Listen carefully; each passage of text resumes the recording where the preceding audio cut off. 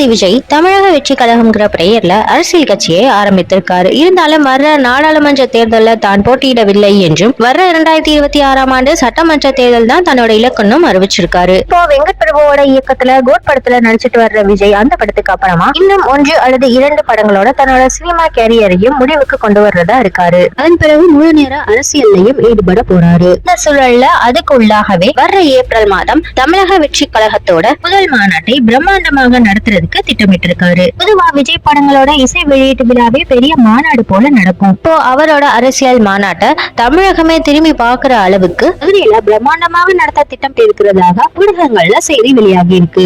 விஜய் எல்லாத்தையுமே மிக பக்காவா திட்டம் போட்டு செயல்படுத்திட்டு வராரு. பல பிரபலங்களும் மாசாக மாநாட்டுல என்ட்ரி கொடுக்க இருக்காங்களாம். அஜித்தும் வாழ்த்து சொல்லியிருக்காராம். தமிழக வெற்றி கழகம் 100 கட்சி மாவட்டங்களை உருவாக்க திட்டமிட்டிருக்காங்களாம். சில நிபந்தனைகள் கூட பொறுப்பாளர் நியமனமும் நடைபெற இருக்கு. அதாவது கட்சி நிர்வாகி எத்தனை உறுப்பினர்களை சேர்க்கிறாங்களோ அவங்களுக்கு பொறுப்புகள் வழங்கப்பட இருக்கு.